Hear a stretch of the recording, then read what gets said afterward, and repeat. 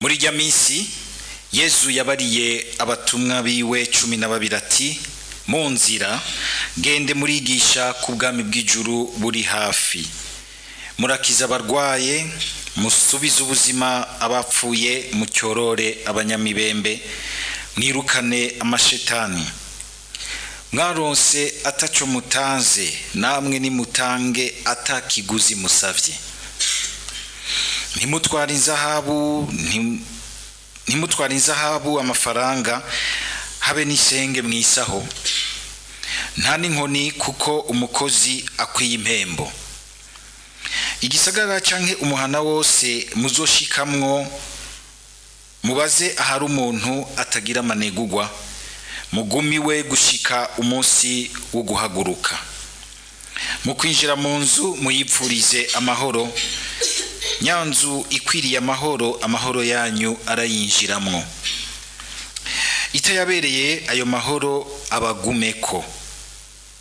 Nihagira abanka kubaza Imana canke kumva amajambo yanyu, murabavira mu nzu canke mu gisagara, mukunkumure inkungugu ku birenge vyanyu. Ndababariye nukuri ku munsi w'urubanza ico gisagara kizorusha guhambarirwa Sodoma na Gomora. Dushimagize iyi nkuru nziza ya Kristo.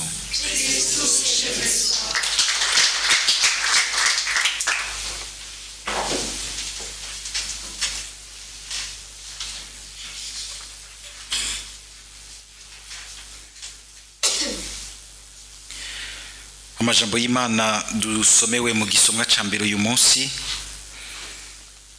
amajambo y'Imana hambaye, aho Imana itwibwira igaheza ikimenyesha ukungene imeze. Mwumvise hariho akarongo kanyuma karyoshe gasa nk'agahisiguro yose ivyo Mukama yavuze, kagira kati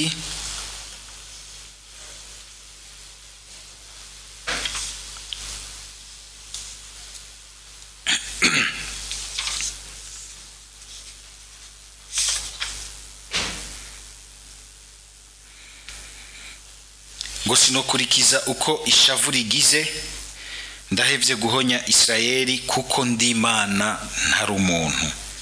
Hagati yawe ndi mweranda, sinkunda gutikiza, kuko ndi Imana ntari umuntu. Iri jambo rirahambaye gose kuko tugire Kristo. Kenshi wamusanga umenga Imana turayitiza ishusho y'umuntu, kandi wa muntu twiyumvamwo uku canke kuriya. Ico mbere abatari bake bita mu mvugo y'abasesangura ijambo ry'Imana l'anthropomorphisme. Imana ugasanga twitiza ishusho y'umuntu, umuntu kandi wukungene kenshi twiyumva. Iyo uri umuntu asanzwe akara, Imana uzosanga umenga uyitanga kenshi mu ishusho y'ubukazi. Waba umuntu nawe vyose twende tuarenza ko, naho nyene ugahakwa kuyitanga muri iyo shusho. Waba umuntu akunda cyane ikintu c'ubutungane, ugasanga wamuyitanga muri iyo shusho. Waba uri umuntu yuzuye imbabazi, ugasanga urayitanga muri iyo shusho. Umuntu akibaza ati none ishusho imwe umuntu yogumya ni iyihe? Ishusho imwe nogira nti umuntu yogumya si yindi, tugire Kristo. Igihe cyose mushaka kwihuta kumva neza ishusho y'Imana mu bintu vyose, reka kuja kure. Reka kuja kure, iri hafi yacu ni ishusho ya Yesu Kristo. Ibaruwa ryandikiwe Abahebreyi niryo ritangura rigira riti ngo niwe gashusho kaboneka k'Imana itaboneka. Ngo niwe gashusho kaboneka k'Imana itaboneka. Mbere n'igihe turiko turasoma bena ry'amajambo y'aho Imana ikirera igihugu cayo, ikaza iragikuza, rimwe rimwe ikagikarira, ikarondera kukigorora, kugishira mu butungane. N'igihe tuyasoma ntituyaheze muri yo ngo tuyugaranire muri yo, dusubire kandi tuyarabire muri Yesu Kristo, kuko Yesu Kristo niwe rupfunguruzo rusigura amajambo y'Imana, ko niwe jambo w'Imana ngo yigize umuntu akabana natwe. Yesu nawe turazi yuko n'ubundi mu bantu bo mu gihe ciwe bashaka kumutanga, bashaka ko yotanga ishusho y'Imana ikaze, Imana y'Abayisilamu bamwe bamwe bashobora kumva yuko bo kwica umuntu kw'izina ryayo, bamwe twita abakamikazi.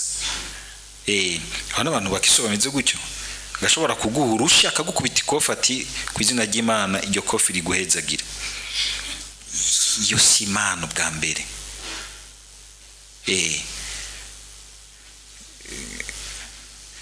Imana turumvise ukungene yimenyesheje, ndi Imana singa umuntu, sinshaka gutikiza, sinshaka urupfu rw'umunyabicumuro, ahubwo nshaka kwakira. Inyuma rero y'aya majambo menshi twagiye twumva Imana ikarira igihugu cayo mu byo gusenga ibigirwamana, mu vy'intwaro zirimwe ibintu by'ubupfumu n'ibigirwamana, ububeshi bw'iyorobetsi, muri vya bindi byose vy'ikibano catewe n'akarenganyo n'inda ndende yo kugomba kurundarunda amatungo, bamwe bose ubona umenga no gusakuranwa ubuzima. Muri ivyo vyose Imana ikavuga iti simpinduka, ndi wa wundi, nguma ndi Imana. Kandi ico nico kiryoshe, nico kidutuma twumva kuba twararonse Imana se umukama wacu Yesu Kristo. Turafise Imana ihambaye idahindagurika nk'uko umuntu ahindagurika. Ya Mariya yindi igumirije umuntu, ikamugumiriza ubukiriro bwiwe igihe cyose umuntu yemeye kujana nayo. Twarabizirikanye mu minsi heze, Israeli igihugu c'Imana kikagabira Imana, kikamera nk'ikinaniye Imana, ariko Imana ntinanigwa kuko ntihindagurika, ni ya yindi. Iyo tuko turavuga rero la fidelité de Dieu nico. Gashobora gusanga ubuzima bwarakurimaguye, burakutwara mu bintu, uraja kure y'Imana, ariko yoyo ntiyigeze ija kure, yagumye hafi yawe. Igihe cyose ugarutse ugasangira cari ngaho, irakurindiranya urukundo. Hariho umuririmbyi akomeye rurangiranwa, avuga temoignage yiwe, n'umuririmbyi yabanje kwiyumvamwo gose Imana, yakuriye ngira ngo mu bantu basenga, mu miryango y'abantu basenga, hamakurira mu Mana, mu nyuma aragenda mu bahangamana abatwita abamwane, ariko biranka, arabita, arumva yuko umenga isi ntiyayibayemwo, ntiyayiryohewemwo, ntiyariye ubuzima, kumwe abajene bavuga ngo kurya ubuzima. Arasohoka araja muri ibyo bintu byo kurya ubuzima, arasanzarirayo. Mugabo hariho ngo akantu atigeze atakaza, uko yaja muri ibyo bintu byose byo mw'isi, niko hagira igihe umutima ukamera nk'umubwiye uti nturi kuri mara inyota, uva muri bimwe inyota igasubira ikagaruka kwa kundi, none uzohereza. Akumva yigaye akaza kwirega. Mugabo yava kwirega akaza yumva bya bintu birasuye kumusama, agasubirayo. Ariko kandi kubera wangimenyerezo mwiza uko yigeze kubikwamwo ishusho y'Imana, Imana rukundo kigongwe, kandi itigera ihinduka ya Mariyo. No hejuru yuko ari umucamanza, hejuru yabyo ni rukundo kigongwe, ni umucamanza kubera yuko yuzuye urukundo n'ikigongwe. Si urubanza rwo guheza y'abantu, ahubwo n'urubanza rwo kubakurako, urubanza rwo kubahezayo, urubanza abantu twiremeka rwo kwihezayo. Akaguma agaruka mu nyuma mbere, akibaza n'ibibazo ati none ko nguma ngenda ngaruka bizohera ryari? Murabona abantu bamwe mushobora gusanga mu rugendo rw'ubuzima bw'umutima wabo ivyo bintu bibashikira, ugasanga ariho nk'ikintu cicaha mugwanye imyaka n'imyaka. Jewe hari ikintu twagwanye imyaka 6, kirantera n'ikibazo yuko ntegerezwa kuba patiri canke ntamuba. Igenda abwira Imana mukama, ndabwira umukama ni mukama, iki kintu je kiranzibiye kandi utakinkijije sinumva ingene nzotera intambwe ntangure gusaba ibice by'ubusaserdoti. Ico gisabisho maze kukigira, naye maze kukigira imyaka myinshi, bya bintu byose sinzi ingene vyaheze byose. Ndayibonamwo ikimenyetso cyaho mukama agize ati ubu rero tera intambwe, ubu uri libre vis-à-vis ico kintu, nta gwitwazo. Mu buzima bwacu na cyane kugira experience y'Imana hamwe umuntu ataca ashobora. Waragwanye, waraciye mu bapere spirituelle benshi, warafashe ingingo zose zishoboka, ugaheza ukabona uti bwa bundi Yesu n'umukiza. Hari ahantu yankijije yanku Imana n'umunyakigongo. Hari ahantu yankuye abantu bose bari barangerageje, abantu bose baramanuye nawe utankiyeko. Nabo muri Radio Maria baraje barankorera ko baramama spirituality. Birananirana mugabo umunsi urizina sukumenga bataye umwanya, kuko ivyo bagiye barakubwira nivyo bigaruka bikaza kukubaka mu nzira nshasha. Ntuyinjire nk'uko umenga ni inzira irangaye, ukaza wumva bya bintu byose bakubwira kimwe kiza kiraza ku gihe cyacu, kiza kiraza ku gihe cyacu, ugasubira ukiyubaka gushasha. Kabona uti vy'ukuri none ubwo wewe hari ahantu urumva uti vy'ukuri ha Imana n'umukiza. Ahimana yaranyeretse ko ari umukiza, kuko narumva ko ibi bintu ntashobora kuvyikiza. Ni hamwe Yesu harahandi atwereka ishusho y'Imana. Haranagira ati mu kigabane ca 3 ku murongo wa 17 mu nkuru nziza twandikiwe na Yohani ngo umwana w'umuntu ntiyaje gucira urubanza isi, ngo yaje kuyikiza, yaje kuyereka ishusho y'Imana kigongwe, atari ca kigongwe cy'ukurenza ko, ahubwo ikigongwe kirokora umuntu ahantu atashobora kwigobotora na gato. Baragize amadeliverance baramusengera mugabo birananirana. Imana mugabo mu rukundo n'ikigongwe cyayo ikagira iti uyu munsi ndabishatse kira. Mpatiya ko arigisha avuga ati kira, bazumva kana kaciye kongera ko hospital. Sikira hospital si ujya gukira ko yitwa gutyo. Imana ikagira iti ndabishatse kira, kandi ivuga rimwe bikaba bibaye. Kumwe yigeze guhagurutsa Matayo twaravyumvise mu minsi heze, ati nkurikira, akumva ijwi riciye rihindukiza byose mu buzima bwiyo, ikigongwe cy'Imana. Uyo muririmbyi ni wagira ati ndibaza yuko mu bintu byangumirije kugira ngo singirire nuko kuntu kuva nkiri muto nashizwemwo ishusho yuko Imana ari ikigongwe, naho nokora mabi angana gute. Nico gituma abavyeyi ingene mumenyesha Imana abana banyu ishusho ya mbere mubaha, kuko ajya amashusho yinjira mu mwana akamukuriramwo aramumarka gose ku buryo bw'uko hagera igihe ugasanga ibintu avyumvuku canka avyumvuku bivanye n'ingene yagiye arabibwirwa, yagiye arabikurana muri we. Uwo murinja akagira ati nico nibaza cangumirije kugira ngo sintakara ubutakigaruka. Yesu akongera kandi akavyigisha mu bundi buryo. Haranavuga ati ngo abivuga abitwibwira twege mugabo ugiye kuraba niwe yivuga. Ahanagira ati ngo mugenza we ngo agashikandwi ku munsi niyagucumurako, ngo agashikandwi ku munsi akakugaruka ko agusaba imbabazi, ngo agashikandwi ku munsi uramugirira ikigongo. Uyo mugenzi nuwahe? Ninde mugenzi wocumura ko incuro ndwi? Deja rimwe lirakuba mu munsi wose, kabiri wowe ushobora gushindiri, gatatu waya. Je nibuka umupatiri umwe yigeze kuja gusangiza umugwayi, hama hariho umuntu w'umupagani bari barabwiye, ntiyari umupagani bwa yari umukristo yataye ubukristo bwiwe, gati patiri kajya kantu ubona afise arakemera cyane kuri we ni Yezu. Agiye gusangiza icyo gihe kandi byari bikaze, aho patiri bagiye gusangiza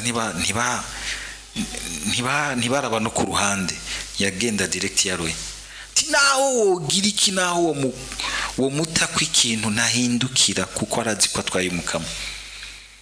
Uwo muntu acagira ati reka nanjye nzobipima.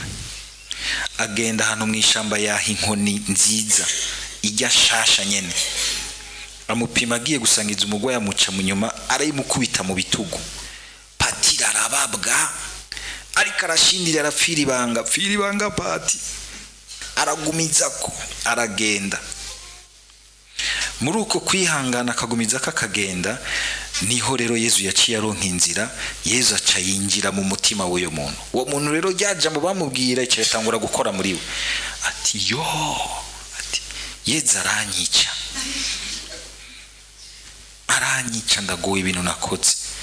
Mu nyuma aca afatwa n'umutima wo kwigaya, aza kwirega kwa patiri. Asanga patiri mu cemerezo, aramubwira ati ni jewe sinzi ko wumvise umuntu yagukubise inkoni vyagenze ukunuko. Haba nogira ngo birege baza baca ko hejuru, kamenga aza kwirega kandi yihisha. Kwirega n'umwanya wo kwiyugurura, n'umwanya wo kwiyabandona. Aramubwira vyose. Patiri nk'umwana w'umuntu utanga camubwira ati ndindira ngaho. Yaragiye mu isakristia gukura impuzu z'ubusaserdoti, yambara ibuturaze rero bahonyore hamwe. Azemba ngo ujiri mubwira iti genda umpere ikigongo umwana. Nguyo Yezu. Na patiri igihe bimusiga bikamunanira guserura ishusho y'ikigongwe cy'Imana, ntivyoroshe kuko aho onye Imana iraturengeye, ni nayo iduterura ikadushoboza. Mwumvise rero igira iti simponya Israeli. Israeli naho isomborotsa, aha rero Imana ntimeze nk'umuntu, kuko kenshi umuntu arasomborotswa n'akabi agaca aba mubi, agaca ahinduka naho yari mwiza. Pati aho nihanganiye vraiment wapo oya yobangaye. Wewe guma uri mwiza, guma muneza, ihangane, rengera, uzobona ingene muri uko kwihangana kwawe ariho uzosanga uciriye inzira Imana ishike mu mutima wundi.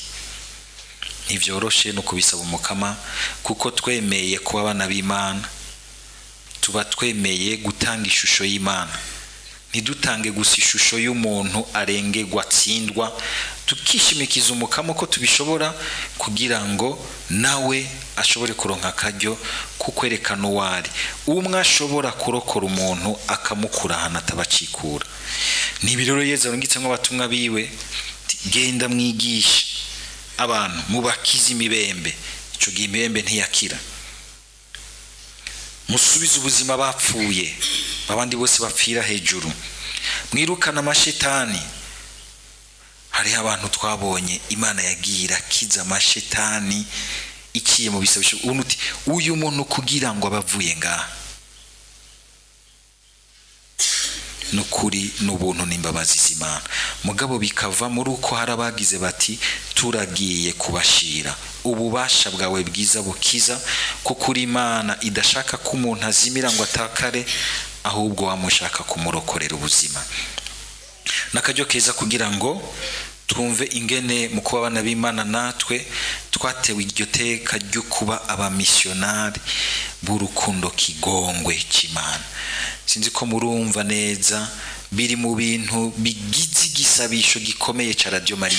Imisi yose isaha 9 iradika kwibutsa iti Imana iracari rukundo kigongwe, kakubwira iti twambaze ikigongwe cy'Imana. Yesu munyakigongo niho hari inkuru nziza ya mbere, kuko aho twese niho dukirira, niho tuzeye ubukiriro bwo buzima bwa hano kwisi n'ubuzima buzokurikira. Dusaba umukama kugira ngo rero iyo nkuru nziza ntiyigere ihanagurika muri twebwe, kandi tugume tuyidomekera. Nabo bose ushobora gusanga harageze igihe baragwikira, barihezayo, bahera mu bibi bakumva umenga Imana ntiyo bikibagirira ikigongwe. Igihe ugihumeka uracari mu mbabazi z'Imana. Amen.